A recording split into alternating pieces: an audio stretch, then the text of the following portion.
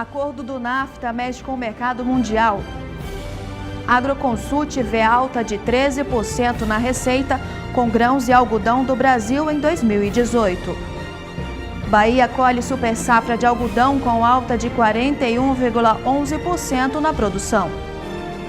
Hoje é Dia Internacional do Café.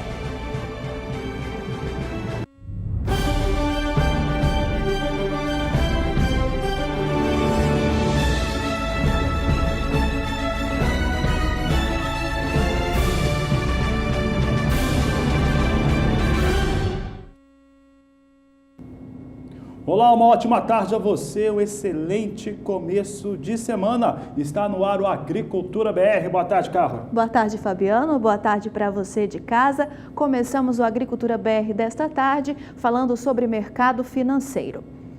Após começar o primeiro pregão de outubro em alta, o dólar começa a cair nesta segunda-feira, chegando próximo a um patamar de R$ 4,00, com um cenário de otimista do mercado externo, com um novo acordo que gerou um pacto trilateral entre os Estados Unidos, México e o Canadá. E também com uma cautela doméstica em relação ao primeiro turno da eleição que acontece neste domingo. E nós vamos ver então na tela como está operando o dólar no mercado financeiro nesta segunda-feira. O dólar está em queda de 0,26%, sendo negociado a R$ 4,02 mais 6. Aí fatores que influenciam a moeda norte-americana na negociação aqui no Brasil. Nós vamos continuar falando sobre esse tema, mas agora eu converso sobre ele com Walter Pulga Júnior, que vai explicar melhor para o telespectador do Canal do Boi como é que esses fatores externos, principalmente Estados Unidos, com seus parceiros do NAFTA, Canadá, México, como é que isso acaba influenciando os negócios com a moeda norte-americana. E essa última semana de corrida eleitoral no primeiro turno, Walter Pulga, tem gente com expectativas de fortes mudanças, tem gente que não quer que mude nada, e é claro que isso mexe com o mercado financeiro. Boa tarde, seja bem-vindo. Boa tarde a você, boa tarde a todos. Fabiano, é um período difícil quando se fala de câmbio, né? Porque, a princípio, as notícias que vieram da América do Norte neste domingo, né, com um acordo, né, refazimento, vamos dizer assim, né, reconstruíram um acordo entre Canadá, Estados Unidos e México, isso traz a perspectiva positiva lá fora e até a expectativa de uma valorização do dólar. Mas como aqui, frente ao real, nós temos eleições, o dólar tende agora a se acomodar em valores mais baixos, próximos aí de R$ 4,00, continuando a tendência da semana passada. Bom, é importante explicar, Fabiano, o que ocorreu nos Estados Unidos. Lá havia um acordo de livre comércio da América do Norte, conhecido como NAFTA, que vigorava já há muitos anos, né? Mas o presidente Donald Trump questionou esse acordo, decidiu refazer toda a negociação com seus dois vizinhos e grandes parceiros comerciais, e isso resultou, na verdade, numa vitória de Trump. Depois de um acordo com o México, o Canadá foi praticamente pressionado a também aceitar o acordo. Quando os Estados Unidos e México chegaram a um entendimento bilateral, vários congressistas americanos disseram que a reformulação do NAFTA, desse acordo de livre comércio da América do Norte, só teria sentido se o Canadá também aceitasse manter a natureza trilateral desse pacto comercial regional, né? No entanto, mesmo com a entrada do Canadá no novo acordo, ainda é possível um processo de ratificação, porque há alguma resistência a esse acordo que rompe com esse tratado de livre comércio da América do Norte, vou repetir, e cria agora um outro tratado que vai receber um outro nome, viu? Bom, esse tratado novo seria assinado em Buenos Aires agora em novembro. Portanto, esse acordo na América do Norte seria confirmado dia 29 de novembro num encontro em Buenos Aires, quando ocorrerá aqui a reunião no Sul, né, na América do Sul, a reunião do G20, do grupo dos 20 maiores países do mundo. A expectativa era que o dólar, de fato, tivesse um movimento de alta, não acentuado, mas uma alta. E lá fora, uma expectativa positiva em função desse acordo. Isso indica que poderemos ter mais adiante acordos comerciais mais favoráveis, né, mais calmos, vamos dizer assim, favoráveis a uma calmaria no mercado financeiro internacional. e o dólar deveria ter algum ganho. Não foi o que ocorreu, porque em relação ao real, o que nós temos é uma campanha eleitoral onde há uma divisão aqui muito clara, né? Algumas pesquisas apontam empate técnico entre a visão do petista Fernando Haddad e, de outro lado, a visão bem diferente de Jair Bolsonaro, do PSL. Enquanto não temos essa definição para o segundo turno, mas é quase já certo que os dois iriam para um segundo turno das eleições, o mercado trabalha com muita cautela. O mercado financeiro, de olho no que está ocorrendo, tem muito cuidado, e quem trabalha no mercado de câmbio também. Agora, os economistas hoje, na pesquisa Focus do Banco Central, já apontam aí que dólar chegaria ao final do ano bem abaixo dos R$4, Fabiano. Fabiano e Carla, nós teríamos dólar aí na faixa de R$13,90, R$13,89, segundo analistas ouvidos pelo Banco Central, que respondem semanalmente àquela pesquisa Focus, que é divulgada às segundas-feiras pela manhã. A perspectiva é de que nós teríamos aí inflação, né, um pouco mais alta, né, subindo aí para até 4,30%, é a expectativa deles. É a expectativa também de manutenção do PIB, do crescimento do Produto Interno Bruto, em 1,35%. Taxa de juros ainda também acreditam na faixa de 6,5% ao ano, taxa básica, lógico, né, taxa Selic, mas o dólar, que estava em 13,90, cairia aí para a faixa de 13,89. É a expectativa do mercado. Agora, de olho na informação, porque nos próximos dias poderemos ter algumas oscilações dependendo do desenrolar da campanha. Neste momento, o dólar opera entre R$ 4,02 e R$ 4,03, chegou a R$ 4,06 em São Paulo nas negociações nesta manhã, mas agora retorna a trajetória de baixa. Lembrando que está em baixa comparado com sexta-feira, quando fechou a R$ 4,03. De olho na informação, Fabiano. Tá certo, Walter Pulga, obrigado pela participação. Pulga trazendo aqui um resumo do que está acontecendo e o que está por vir por aí. Tem várias situações ainda que se desenham e com isso o cenário externo vai se modificando, enquanto aqui no Brasil, pelo menos até esse final de semana ou pelo menos a partir da próxima segunda-feira, começa a ter um cenário mais claro no país. E a Agência Nacional de Transportes Terrestres, a ANTT, enviou para a Biov, a agência que envolve as indústrias de óleos vegetais, um ofício que abre brecha para o não pagamento de frete retorno. Catarina Martorelli traz as informações. A ideia em discussão é que não haja pagamento de frete retorno por parte dos caminhoneiros que voltarem ao local de origem sem carga, após uma entrega. Quando pagam pela volta do caminhão vazio, os custos mais que dobram no transporte de grãos, segundo o setor. Isso tira a vantagem competitiva de viagens mais recentes. A carta da ANTT não é um posicionamento oficial, é apenas uma resposta aos questionamentos da Biov, não é uma decisão. Esta semana, empresários da agropecuária pediram à ANTT um tabelamento de frete diferenciado. É que, segundo a Associação Brasileira de Proteína Animal, o setor trabalha com um transporte diferente dos outros produtos. E os caminhoneiros, eles não são autônomos. Os contratos se dão com transportadoras locais, com contratos entre as partes. Um outro ponto reforçado pela BPA é que o caminhão que transporta ração só poderá transportar ração por conta de riscos sanitários. E isso limita ainda mais o transporte. Sem uma tabela diferenciada, o setor acredita num aumento de 20% a 50% nos custos por causa do frete.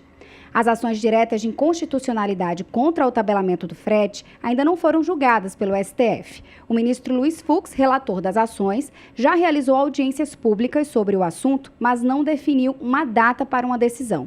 O Supremo é a única esperança do setor para uma mudança nos preços. O frete hoje não depende mais do mercado, depende de uma decisão do governo de subir ou não o frete. Depois do reajuste em cima da tabela de 30 de maio por causa do diesel, o valor do frete teve aí um reajuste que varia de 3% a 6%. Catarina Martorelli para o SBA. Chama atenção alguns fatores do frete de retorno e eu vou falar agora um ponto de vista que vai deixar quem trabalha na indústria e quem é produtor rural ainda mais revoltado. Sabe por quê? Olha só. Tão logo, se eu sou uma indústria, represento uma indústria, ou sou um produtor que está custeando o frete para ir e depois o frete de retorno, tão logo essa unidade, essa carreta, ela tem que voltar vazia, Será que é essa que é a proposta? Porque o normal dos caminhoneiros, de quem trabalha na rodovia, é fazer o seguinte: o caminhão vai com determinada carga para o seu destino e volta, às vezes parando em outros pontos com outro tipo de carga. Se isso vai mudar, quer dizer que o caminhão vai voltar para o seu ponto inicial vazio. Essa é a proposta, porque para pagar o frete de retorno, está querendo dizer muito claramente que não se vai ter, né, ou que esse frete de retorno está sendo pago por alguém, então o caminhão volta para a sua origem e, portanto, é de direito de quem pagou a ida e a volta, que a volta fique disponível apenas para ele. Pelo ponto de vista do direito, ou pelo menos de colocar situações comerciais mais claras, cada vez mais essa decisão do tabelamento de frete por parte do governo é mais confusa. Vamos falar agora a respeito do que trouxe a Agroconsult em relação aos ganhos com a agricultura brasileira, com a agropecuária. E ela destaca o seguinte: soja, milho, algodão e trigo tiveram um valor de 186 bilhões de reais, um valor que fica 13% superior àquele que tinha sido registrado no mesmo período do último ano. Veja conosco aqui o que acontece em 2018. Com as receitas obtidas, são 186 bilhões de reais, 13% a mais do que o registrado no mesmo período do ano passado, uma situação que foi garantida por alguns motivos. Primeiro, o dólar mais valorizado coloca o produto brasileiro em situação de melhor competitividade. A situação também de comércio internacional, Estados Unidos e China, com essa circunstância de conflito comercial, faz o produtor brasileiro também ser mais assediado. São alguns dos pontos que destacamos para justificar essa alta. E o crescimento no faturamento da safra 2017-2018 garantiu boas margens operacionais para os produtores. Vamos ver os dados que a Agroconsult trouxe no seu levantamento. A geração de caixa, que é medida pelo EBITDA dos produtores, deve atingir no período 52 bilhões de reais, contra 30 bilhões de reais na safra 2016-2017. Falávamos de frete há pouco, vamos ver agora a visão da Agroconsult para esse fator agrícola brasileiro, sem ainda considerar nesses números que eu vou trazer agora o valor do frete. Esse valor do frete agora que você paga a ida e a volta pertence a quem? Por que você volta com um caminhão vazio? Tem um monte de situação para discutir, mas olha só, projeção de receita com a produção de grãos e algodão em 2019, 208 bilhões de reais, uma alta de 12% segundo a Agroconsult, que ainda sem aumento nos custos do frete, traz esses valores aqui para o transporte, né? A questão do transporte rodoviário pode trazer aí um custo a mais de 5 bilhões de reais, pelo menos no ano de 2019, se nada for feito, se nenhuma decisão for realmente tomada a favor do trabalho no Brasil pelo STF.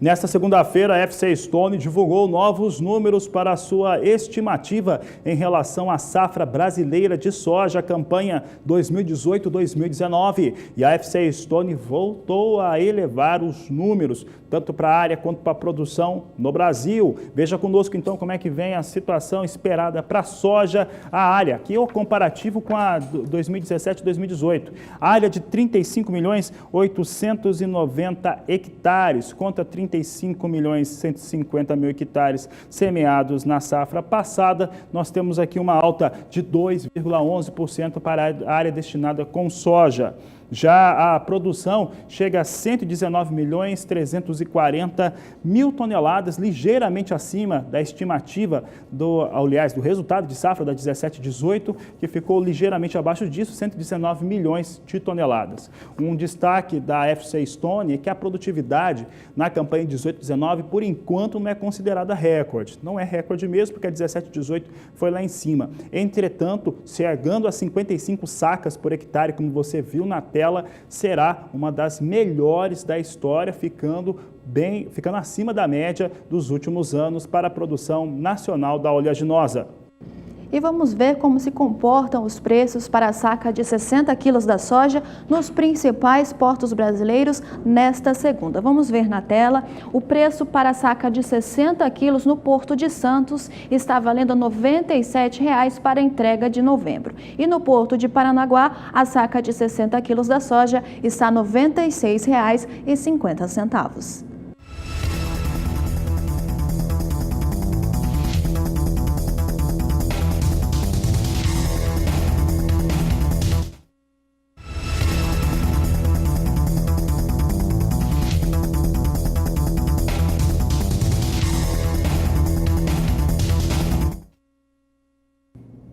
E olha, produtores do estado do Mato Grosso que já estão com o planejamento todo certo para a campanha também 18/19 de segunda safra de milho, iniciaram mais cedo, teve condições climáticas e plantaram mais cedo a soja, já pensando no milho da segunda safra, o que você vê agora na reportagem de Valdir Pacheco.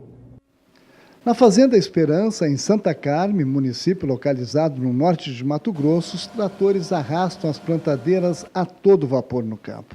É que neste ano, o produtor em Valdoês já recebeu a chuva. Bastou 110 milímetros de chuva em alguns talhões para o produtor em Valdoês lançar a semente de soja no solo, dando início à safra 2018-2019. O objetivo principal é a segunda safra com milho dentro da janela ideal de plantio. Esse ano, felizmente, nós recebemos chuva um pouco mais cedo, né? Então hoje já estamos dando início no plantio. Nós estamos com uns 110 milímetros acumulados já. Hoje é dia 25 de setembro. Ano passado nós começamos no dia 16 de outubro com 40 milímetros de chuva. Porque já estava passada da hora de começar, veio a primeira chuva mais concentrada, de 40 milímetros, e iniciamos o plantio. Esse ano, então, graças a Deus, fomos beneficiados aí pela natureza, porque conseguimos começar um pouco mais cedo. E qual é a expectativa para esta safra, Evaldo? Uma safra que promete muito, né? Bom, a gente sempre é otimista. Eu, pelo menos, sempre sou um cara otimista. Eu espero melhorar ano a ano. A gente, cada ano, vem inovando algumas coisas, né? E procurando melhorar e se aperfeiçoar para conseguir ter uma produtividade melhor. Porque o preço a gente não domina, não é a gente que faz. Então, nós temos que fazer a nossa parte, que é produzir. Neste talhão, onde está iniciando o plantio da soja, será destinado ao milho segunda safra, que será utilizado no confinamento de bovinos. A outra parte da fazenda será para a produção de forrageira para a ILP, Integração Lavoura e Pecuária. Aí depois, quando fecha a janela do milho safrinha, aí nós vamos nas áreas de integração, que vamos plantar capim, e por último vamos plantar aquelas que a gente vai fazer só uma cobertura da terra só com milheto, sorgo, capim, alguma coisa assim, mas sem botar gado. Com o início das chuvas, o produtor está encerrando o confinamento de bovinos crioulos. Nós devemos embarcar os últimos animais na próxima segunda-feira. Amanhã nós vamos embarcar um pouco e na segunda, talvez não saia tudo, mas provavelmente na próxima semana a gente sai todos os animais do confinamento. Como é que foi a atividade do confinamento nesse período, assim, em termos de ganhos? Como é que foi o desenvolvimento da atividade? Olha, até agora os animais que nós abatemos machos com ganho de 2.200 e 2.090, se não me engano. E fêmeas com 1.850 de ganho dia, média dia. E conforme vai chegando para o final, os últimos, normalmente a tendência é que ganhem um pouco menos. Então a média geral deve baixar um pouquinho, mas não muito, a gente está muito satisfeito. Nós conseguimos fechar, acho que o primeiro lote com um custo da arroba produzida em torno de R$ 89,00 e o segundo lote com a arroba produzida de R$ 76,00. Tá, e a maior parte do gado aqui seu é crioulo, né? Resultado de cruzamento. Que cruzamento é esse? Que raça que você está trabalhando? Bom, nós temos a matriz Nelore e eu cruzo com Aberdeen e com Red Angus. Então são basicamente os Angus, né? Certo. E esse gado cruzado aí, ele tende a pegar mais peso, trazer melhor resultado? Ele é um pouco mais precoce, né? Então o cruzado ele come mais, mas converte mais também. Então, tanto que o primeiro lote teve um custo da arroba produzida um pouquinho mais alto, porque ele consumiu muito, né? Ganhou bastante, mas consumiu muito. O Nelore consome um pouco menos e também ganha bem. Talvez, se fizer custo-benefício, talvez o Nelore até fique um pouco melhor a conta ainda do que o cruzado.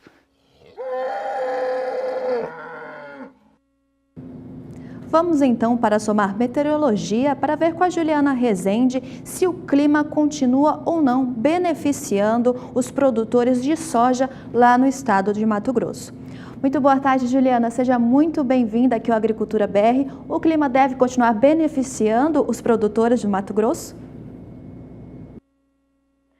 Olá, boa tarde, Carla. Boa tarde a todos que nos assistem. É um prazer estar mais uma vez com vocês aqui no Agricultura BR. Olha, vai sim. Para os produtores de soja do estado do Mato Grosso, as chuvas vêm favorecendo grande parte das culturas. Isso porque as pancadas vêm acontecendo, mantendo o solo com aumento das condições de umidade. Agora, nesses próximos dias, tem mais previsão de chuva. Até o dia 6 de outubro, as pancadas vão seguir bastante abrangentes no estado do Mato Grosso, com volumes de 15 a 30 milímetros na maior parte do estado. A partir da próxima semana, a expectativa ainda de uma semana com bastante instabilidade, só que dessa vez a chuva perde intensidade aos poucos entre os dias 7 e 11 de outubro. A chuva que acontecer acaba sendo mais fraca, com pancadas com menos volume de água na região. Agora, até pelo menos o dia 16 de outubro, as chuvas voltam a ganhar um pouco mais de intensidade em grande parte do Mato Grosso e como não vai ser aquela chuva tão forte e volumosa, não atrapalha e não paralisa o andamento do plantio das lavouras de soja na região, muito pelo contrário, beneficia bastante, porque são pancadas mais irregulares que acabam acontecendo ainda que de forma mais isolada, mas mantém o aumento das condições de umidade do solo no estado do Mato Grosso. Então, de forma geral, a partir das próximas semanas, tem previsão de chuva frequente nas principais áreas produtoras de soja do Mato Grosso. Isso favorece bastante essa fase inicial de plantio das lavouras no estado do Mato Grosso. Daqui a pouco eu volto com mais previsão do tempo. Obrigada, Juliana. Então, uma boa notícia para o plantio de soja no estado do Mato Grosso. E o Agricultura BR destaca o relatório que foi apresentado pelo Departamento de Agricultura norte-americano na tarde da última sexta-feira. O relatório trimestral de estoques apontou um volume 13% maior do que aquele que era esperado pelo mercado. É isso mesmo. Tem mais soja, na verdade tem mais soja, mais milho e mais trigo depositado nos Estados Unidos, que era a expectativa, pelo menos dos operadores de mercado, para esse relatório do Departamento norte-americano. Vamos ver como é que ficaram esses estoques, são quase 12 milhões de toneladas no dia 1º de setembro, expectativa 9% maior, para me corrigindo aqui, volume de 11 milhões 920 mil toneladas, quase 12 milhões de toneladas em estoque. Lembrando que os americanos, esses são os números de 1º de setembro, americanos ainda trabalhando nas suas áreas de colheita. Essa data final aqui é até 1º de setembro para o relatório trimestral norte-americano. Portanto, falando de soja, mais soja estocada nos Estados Unidos, mais milho e mais trigo também são os números, o resumo desse relatório da última sexta-feira. Por aqui vamos saber como é que vem os negócios com soja na Bolsa de Chicago. Chicago aqui trazendo os números. Chicago que vai sobre a influência dos impactos negativos entre o conflito comercial de China e Estados Unidos. Também desse relatório que não é nada bom, mas veja só, nós temos aqui mercado futuro da soja em alta, ganhando bem hoje. Inclusive, posição de maio volta para o piso de $9. Novembro vem a $8,61 mais 2 o bushel. Janeiro, $8,74 o bushel. Março, $8,87 mais 4, a posição de maio $9 mais 4 por bushel. As posições aqui vão ganhando 1,7%, 1,8%, sobe forte neste momento soja na Bolsa de Chicago, destaque de agora do Agricultura BR. E o Agricultura BR daqui a pouco vai trazer para você mais destaques a respeito do mercado aqui no Brasil e principalmente mercado de café. Daqui a pouco vamos falar um pouco a respeito de como que está o consumo, como é que está a produção no Brasil e também cenário internacional. E ainda hoje você vai ver que o plantio de milho primeira etapa avança na zona núcleo da Argentina. E você pode participar aqui conosco enviando sua pergunta, foto ou vídeo pelo nosso WhatsApp, que é o 67 99656 2266. Voltamos já. Agricultura BR de volta e o assunto agora é café.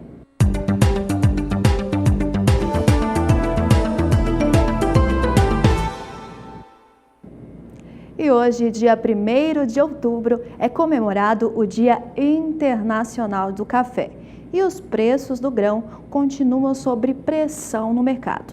E sobre este assunto, Walter Puga Júnior conversou com o analista de mercado da Rabobank. Confira a entrevista.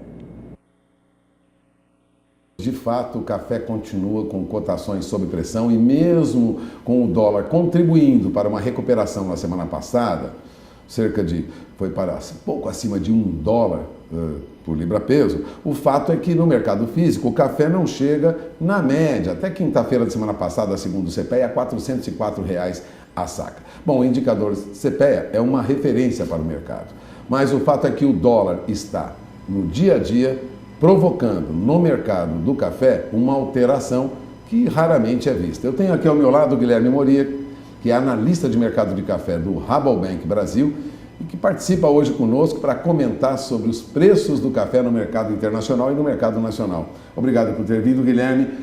Vamos começar pelo preço, né? Que é o que dói no bolso do cafeicultor. Os preços continuarão sob pressão? Bom, primeiramente, bom dia a todos. Realmente a gente vem observando essa tendência de pressão aí no preço do café. Na verdade, desde outubro, quando começaram as chuvas e muito começou a se comentar sobre essa grande safra que o Brasil está colhendo e praticamente finalizou, os preços vêm em declínio, né? E culminando exatamente num momento muito sensível, né? Porque a gente está atravessando um momento de, realmente, o Brasil vai colher uma grande safra, efetivamente, e a gente tem essa questão cambial que, conforme mesmo você pontuou, vem interferindo no preço de café. A tendência é que nesse curto prazo mesmo, o preço do café ele tende a ficar nesses patamares e seguindo essa volatilidade cambial também. No longo prazo, a gente acredita que o preço do café ele vai sair um pouco dessa pressão do câmbio, enfim, e vai começar a seguir um pouco para o fundamento do café, que seria qual? A questão do ciclo negativo do Brasil no próximo ano. Não vai ser nada muito forte, afinal, a gente não tem previsão de quebra efetiva, e sim uma tendência do ciclo menor no próximo ano, mas sim os preços tendem a se recuperar um pouco para o final do ano e para o ano seguinte. Bom, falamos do preço do café e tendo como referência sempre café arábica. Café Conilon também segue a mesma tendência? Estaria com os preços sob pressão? Bom, o preço do café Conilon, ele tem até uma pressão um pouco maior em relação à sua ascensão de preços, né? Conforme a gente pode perceber, o Brasil ele recuperou efetivamente essa safra de Conilon. A gente atravessou um 2016 ruim, 15 ruim, por conta da severa seca que a gente teve no Espírito Santo. Porém, em 17 a gente já começou a ter uma recuperação, e em 18 a gente efetivamente pode falar que o Conilon no Brasil recuperou. E aí a gente pode até colocar um pouquinho na conta de Rondônia, que ano após ano veio investindo, veio se reinventando e hoje atravessa um bom momento na cafeicultura. E paralelamente a isso, a gente tem os grandes players de Conilon no mundo, Vietnã e Indonésia, que tem uma tendência de uma alta muito forte. Então não existe nada agora que justifique uma ascensão nos preços do Conilon. Então a tendência é que ele sofra até mais que o preço do arábica. Enquanto no arábica a gente fala que pode ter um incremento, uma ascensão da expressão, o Conilon ele já muda um pouco de patamar. Está aí posicionamento. Vamos saber um pouco como é que vem o mercado internacional para a negociação do café agora. Vou começar falando sobre o café em Nova York, porque em Nova York é onde se tem as maiores pressões. É importante lembrar que esse biênio para o Brasil, 2018-2019, é aquele que se tem a maior produção da história de café. Isso mexe com os preços, pressionou muito, e mesmo quando muitos dizem, né, que isso não seria o suficiente, os principais analistas do país não seria o suficiente para tamanha pressão negativa sobre o café, é importante ressaltar que esse é o argumento utilizado fora do país. Um deles é de o Brasil ter produzido muito café, assim como outros grandes produtores de café arábica do mundo, mas também de estoques mais cheios, mais altos nos Estados Unidos de café verde, o que para muitos não é verdade, principalmente ao se considerar a qualidade deste café. Mas vamos ver como é que vem Nova York hoje. Nova York opera em queda, nós temos aqui queda para as posições, vão operando acima de $1 por libra-peso, dezembro $1,02 mais 25 a libra-peso, março $1,05 mais 70 por libra-peso. Maio, $1,08 mais 15 por libra-peso. E julho, $1,10 mais 50 por libra-peso. São os negócios deste momento com o café arábica na Bolsa de Nova York, na plataforma ICE Futures.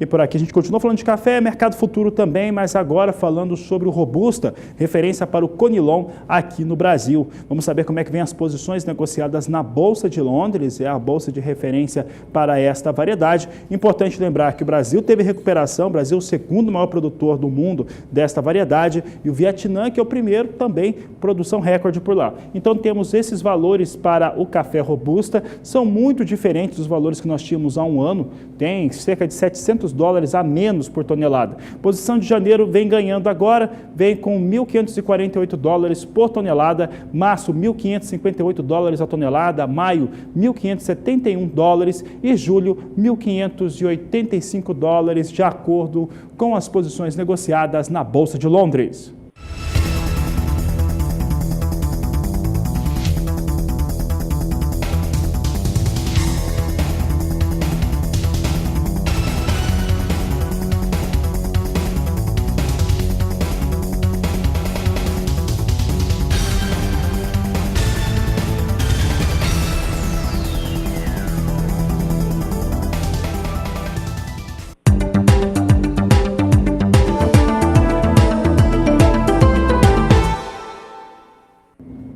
E de acordo com dados divulgados pela Biosul da última semana, mostram que a moagem de cana em Mato Grosso do Sul teve seu volume 6,5% maior na comparação da safra atual com a safra anterior. Vamos ver em tela então os dados que a Biosul trouxe sobre a moagem de cana no estado de Mato Grosso do Sul.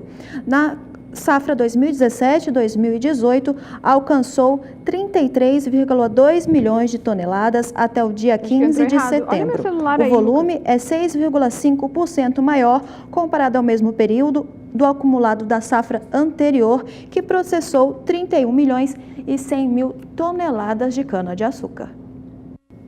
Com relação à primeira quinzena de setembro, houve uma queda. Essa queda representa aí algo no volume de 2 milhões e 500 mil toneladas que passaram pelo processo de moagem. Vamos ver os dados aqui em relação à cana-de-açúcar. Volume de 2 milhões e meio de toneladas, de acordo com a Biosul, 28% abaixo do que no mesmo período, quando comparado à campanha passada para a primeira quinzena e segunda quinzena de setembro do último ano.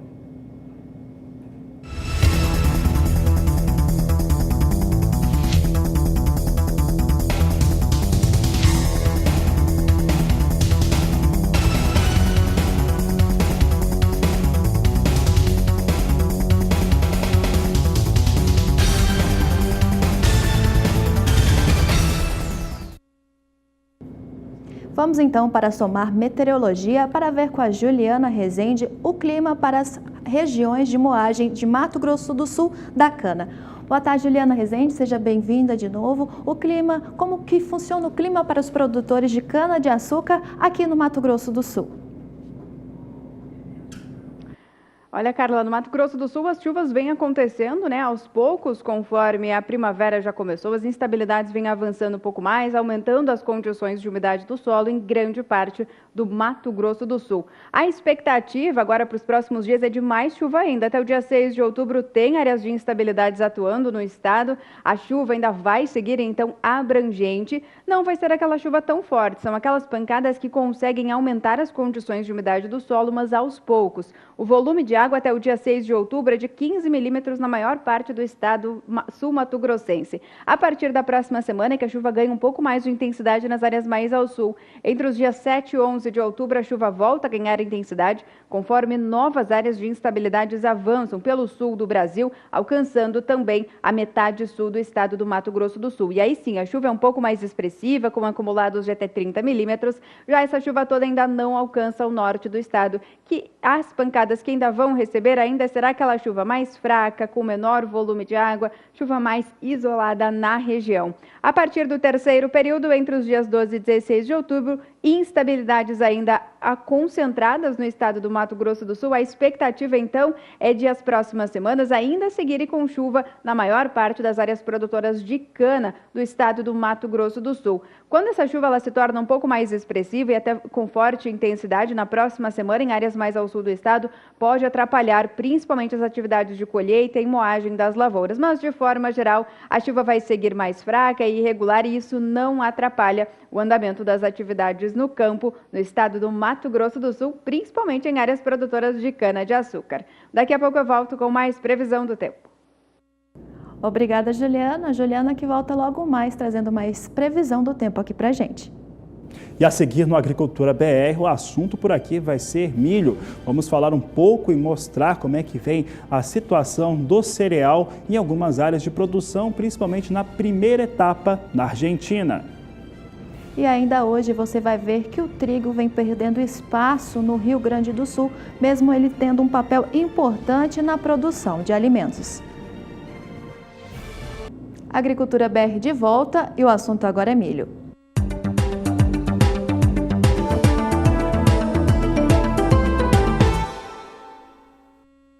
E de acordo com dados informados pela Bolsa de Comércio de Rosário, a zona núcleo da Argentina retomou o plantio de milho após receber chuvas. Vamos ver os dados que a Bolsa do Comércio de Rosário trouxe sobre o plantio de milho primeira etapa na Argentina.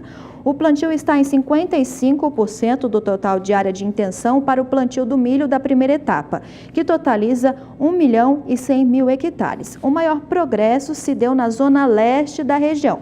Boa parte do noroeste de Buenos Aires, sudoeste de Santa Fé e oeste de Córdoba não registraram chuvas. Com isso, a incerteza cresce diante da contagem regressiva para o plantio. E sobre isso nós vamos lá para Somar Meteorologia para ver com a Juliana Rezende se as chuvas vão voltar ou não para estas regiões lá na Argentina. Juliana, como que deve ser o clima por lá?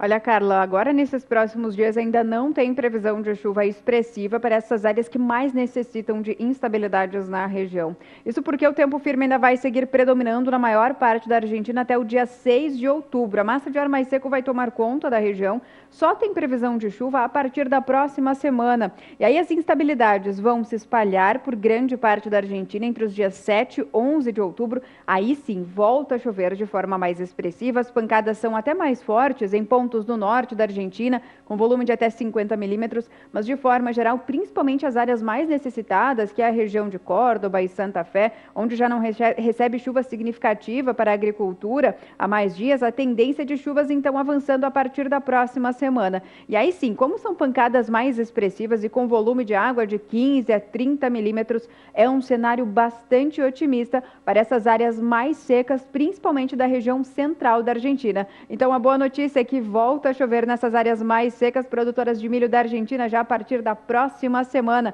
As instabilidades avançam e voltam a trazer um cenário bem mais otimista para os produtores da Argentina. Daqui a pouco eu volto com mais previsão do tempo. Obrigada, Juliana. Fabiano. Nós vamos colocar por aqui, Carla, como é que vem a situação do mercado internacional do milho, tendo como referência os negócios na Bolsa de Chicago. Os negócios com milho não são tão afetados assim em relação à China, já que a China não faz essa aquisição. É afetado indiretamente por conta das indisposições que são criadas por conta dos produtos, o dólar, como ele afeta, estando mais alto o produto americano. Tivemos na sexta-feira a divulgação de um relatório que mostrou números mais altos nos estoques de milho nos Estados Unidos, mas hoje nós temos milho em recuperação, uma recuperação que vai batendo a casa de 2% agora de alta. Posição de dezembro, $3,64 mais 6 o bushel. Março, $3,76 mais 6. Maio, $3,84 mais 2. E julho, $3,89 mais 2 por bushel. São os negócios com milho na Bolsa de Chicago. E agora a Agricultura BR destaca a oportunidade de negócios. Você já pensou em investir em Alagoas? Então veja na reportagem de Valdir Pacheco um investimento em Maceió.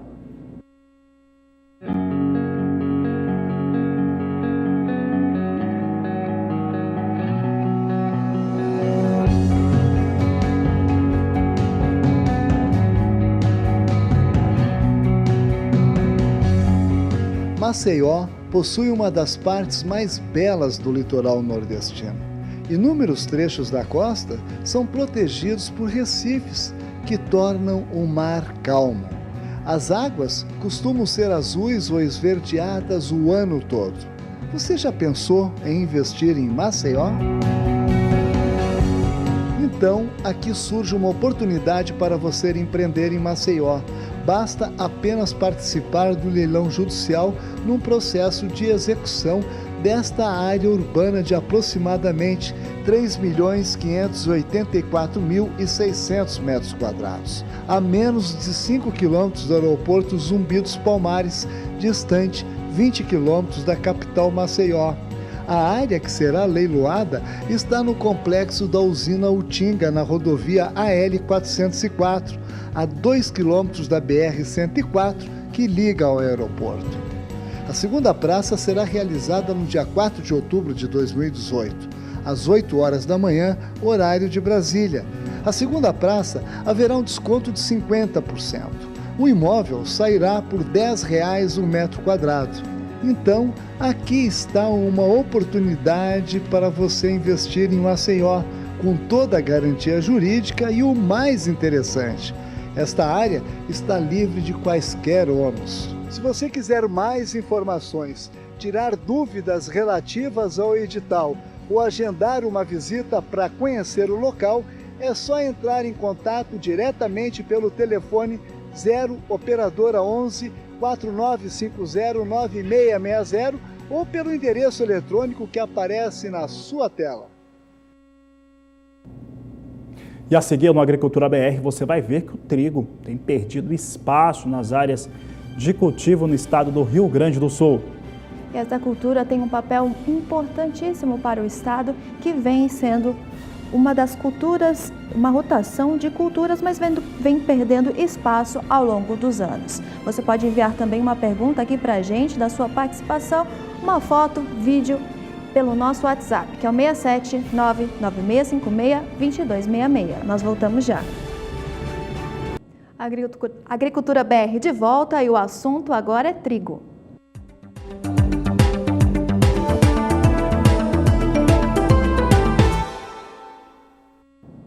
E as lavouras do Rio Grande do Sul já começaram os trabalhos de colheita lá no estado. E você vê as informações na reportagem de Annelise Nicolodi. Os trigais já ocuparam bem mais espaço nos campos gaúchos. O cereal ainda é a principal escolha dos produtores rurais durante o inverno. Mas ao longo dos anos, a área diminuiu em função da falta de políticas públicas para o setor, que inclui temas como regulação, incentivos fiscais, apoio à produção e infraestrutura. A safra de trigo desse ano vem embalada por melhores preços, mas o que os triticultores querem são mais garantias de mercado na hora da venda. É o que vai fazer toda a diferença na hora de decidir se eles vão continuar ou não plantando trigo. Mas a produção menor em razão da redução de área e os problemas climáticos que interferem na qualidade do produto vão fazer os moinhos brasileiros importarem mais trigo neste ano. A estimativa da Associação Brasileira da Indústria indica que será necessário trazer do exterior pelo menos 7 milhões de toneladas. Nos últimos anos, a média foi de 6 milhões de toneladas. Ele é uma cultura absolutamente concorrente com outros interesses do nosso país, principalmente os interesses de Mercosul, porque a Argentina é um grande produtor de trigo, tem esses tratados com o Brasil, é um país em que o Brasil tem um superávit comercial junto à Argentina, e isso faz com que a Argentina pague o Brasil com produtos de origem do campo. Então nós temos aqui no estado do Rio Grande do Sul, basicamente 3 cadeias importantíssimas e que têm esse tipo de concorrência. Uma delas é o trigo, a outra é a cadeia do leite e a cadeia do arroz. Então nós temos que ver com muita expectativa o desenrolar desses tratados de Mercosul. E além dos tratados de Mercosul, também temos outras pressões de mercado internacional, a exemplo da Rússia, que também pressiona muito para continuar comprando as carnes do Brasil, pressiona muito que quer vender trigo ao Brasil. E, além do mais, nós temos a nossa posição tradicional dos moinhos brasileiros, que estão muito localizados no nordeste do país, em questões de logística junto ao mar, justamente na expectativa de estarem sempre importando. O ato que marca a abertura oficial da colheita do trigo no Rio Grande do Sul aconteceu mais uma vez em Cruz Alta, na região noroeste do estado, dentro da programação da Feira Nacional do Trigo. Em meio a uma colheita que está só começando, ainda há muita expectativa sobre o mercado desse produto, que tem grande importância dentro do sistema produtivo, especialmente da região sul do país. Nós temos que olhar o trigo sobre dois aspectos. Sobre o aspecto de uma cadeia produtiva em que ele está envolvido com a soja, na formação de palhadas, com uma cultura, a soja como uma cultura consequente ao trigo. Então, eu acho e acredito que o trigo se mantém ainda no estado do Rio Grande do Sul, justamente em função do binômio trigo-soja. Então nós temos que avaliar todo este cenário para vermos o futuro da triticultura gaúcha, realmente, e não só gaúcha, gaúcha e paranaense, que são os dois grandes estados produtores de trigo. É uma visão que nós temos que olhar para ver se nós conseguimos competir com isso ou não.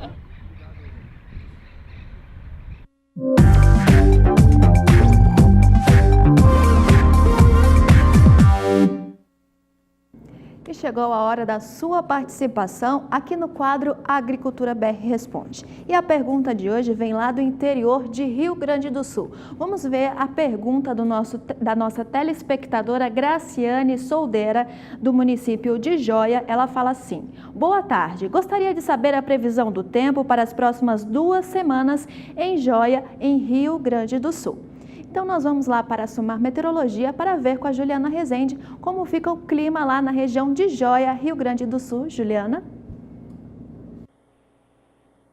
Olha, Carla, na região de Jóia tem mais previsão de chuva e grande parte do Rio Grande do Sul também vai seguir com muita instabilidade agora nesses próximos dias. As chuvas vêm sendo frequentes no estado gaúcho e por isso as condições de umidade seguem elevadas em todo o Rio Grande do Sul. A expectativa agora nesses próximos dias é de pancadas principalmente no norte gaúcho, alcançando a região de Jóia, então tem mais previsão de chuva agora. As instabilidades perdem força em pontos do interior gaúcho e a chuva vai seguir mais concentrada no norte, até pelo menos no dia 6 de outubro, mas a partir do próximo final de semana, novas instabilidades vão avançar pelo Rio Grande do Sul e provocar muita chuva mais uma vez. Mas antes dessa chuva, a temperatura vai cair ainda ao longo desta semana. A temperatura vai voltar a cair por conta do avanço de uma massa de ar mais seco e frio, que vai acabar garantindo umas manhãs um pouco mais geladas. Por isso, as mínimas ficam em torno de 7 a 9 graus em grande parte da região central do Rio Grande do Sul.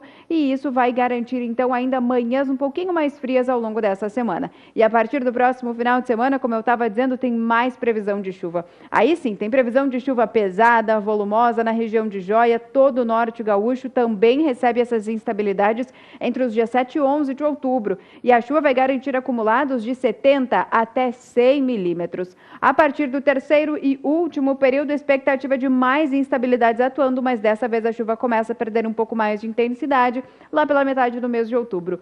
Então, Carla, de forma geral, tem previsão de chuva para a região de Jóia. Respondendo a telespectadora, as instabilidades vão seguir atuando em grande parte do centro e norte do Rio Grande do Sul ao longo dos próximos períodos. E essa primeira quinzena do mês de outubro vai ser marcada por muita chuva em grande parte do Rio Grande do Sul.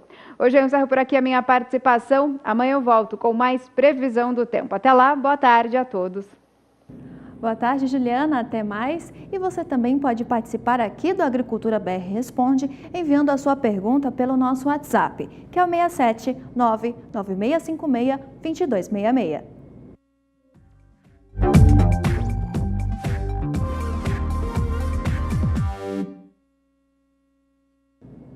E o Agricultura BR vai para um rápido intervalo comercial, mas no próximo bloco você vai ver que a Bahia colhe super safra de algodão com alta de 41,11% na produção.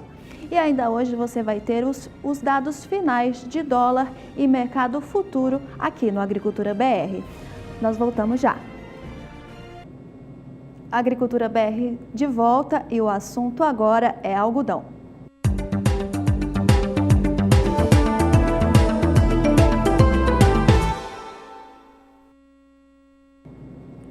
E a colheita de algodão já se encerrou no oeste da Bahia e já é considerada uma super safra. Vamos ver os dados que a ABAPA, Associação Baiana de Produtores de Algodão, trouxe sobre a colheita do estado. O estado colheu nesta safra 1.270.000 toneladas de algodão, sendo eles caroço e pluma. 370 mil a mais que na última safra, como você pode ver aí no seu gráfico, que foi de 900.000 toneladas. E os produtores tiveram uma área plantada com uma alta de 30,77%. Vamos ver os dados no gráfico trazidos pela ABAPA. Os produtores plantaram em uma área total de 263.692 hectares em toda a Bahia, um incremento de área de 30,77% em relação à safra passada. A região oeste é responsável por 96% da produção de algodão da Bahia, que é o segundo maior produtor da fibra no Brasil, atrás somente do estado do Mato Grosso.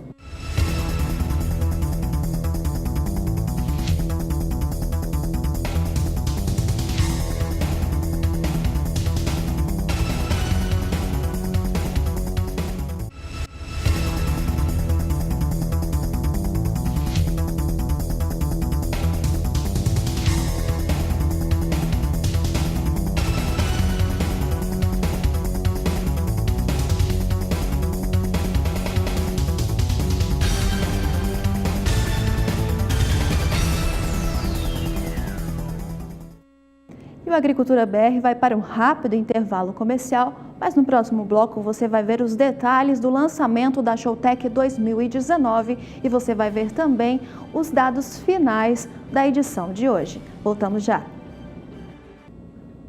E foi realizado na última sexta-feira, na sede da FamaSul, em Campo Grande, Mato Grosso do Sul, o lançamento oficial da Showtech 2019, que terá sua participação no calendário do ano que vem, em janeiro.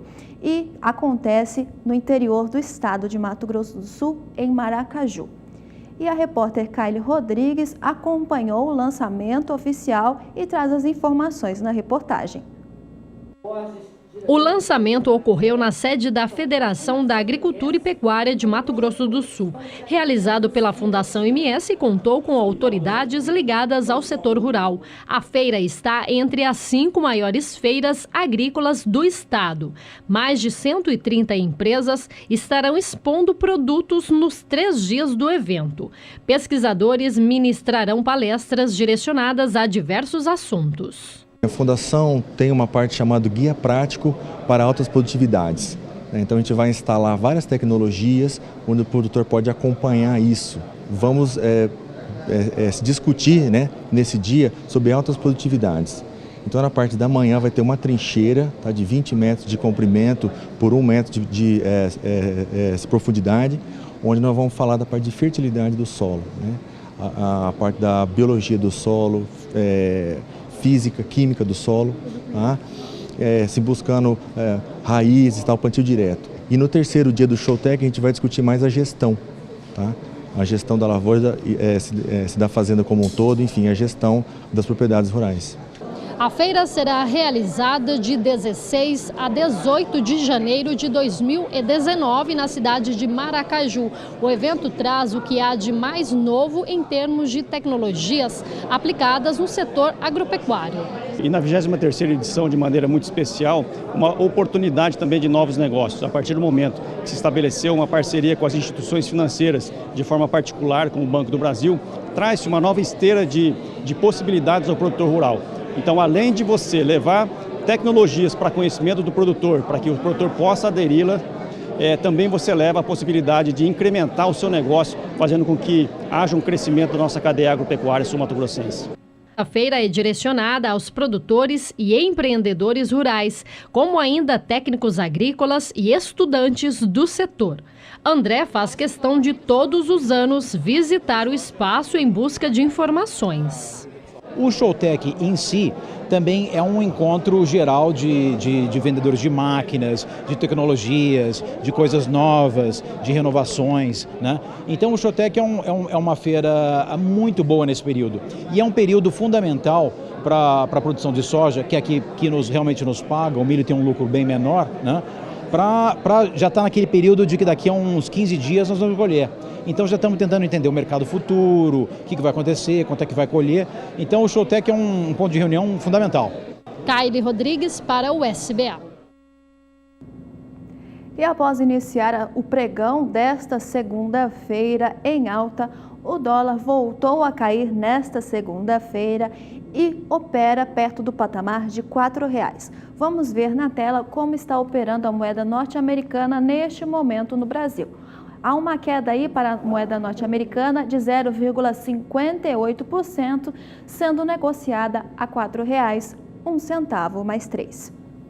E com essas informações, nós terminamos esta edição do Agricultura BR de hoje, já te convidando para assistir a próxima edição, que é às 17h20.